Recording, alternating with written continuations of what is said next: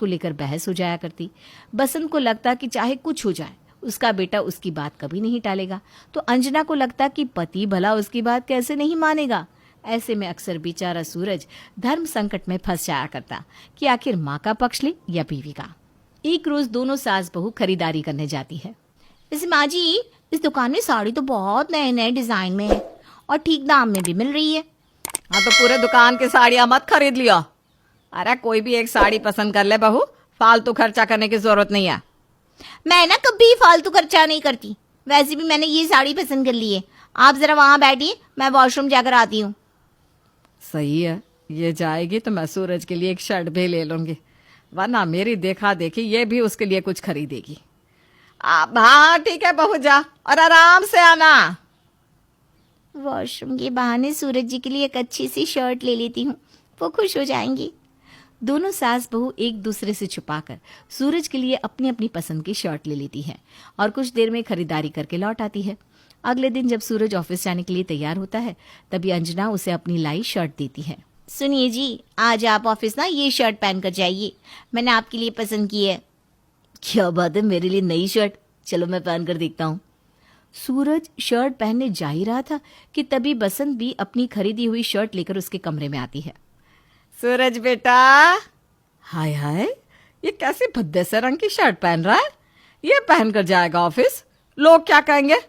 अरे ये ले, कल ही मैं तेरे लिए ये शर्ट खरीद कर लाई हूँ।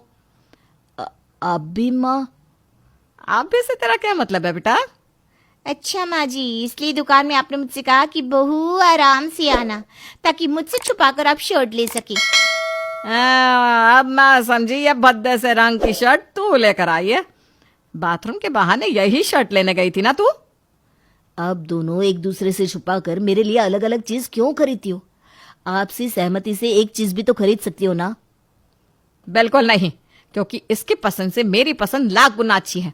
अब तू ही देखना बेटा, कैसी बेकार सी शर्ट लाई है। बेकार तो आपकी लाई हुई शर्ट है। अरे आजकल इतना चटकदार रंग कौन पहनता है? ए जी, आप ना मेरी वाली शर्ट पहनिए। बिल्कुल नहीं, मेरा बेटा मेरी बात मानेगा और जो मैं लाई हूं वही पहनेगा। माँ जी, ये माँ बेटा वाली लाइन ना मत दोहराया कीजिए, क्योंकि पहनेंगे तो ये अपनी बीवी की पसंद की शर्ट। अब उनकी बहस चालू हो जाती है और बेचारा सूरज दोनों की लाई हुई शर्ट को एक के ऊपर एक पहनकर निकल जाता है और दोनों उसे देखती रह जाती हैं। ऑफिस में सभी सूरज के कपड़ों को देखकर हंसते हैं। इस तरह माँ और बीवी के चक्कर में सूरज का मजाक बनता है।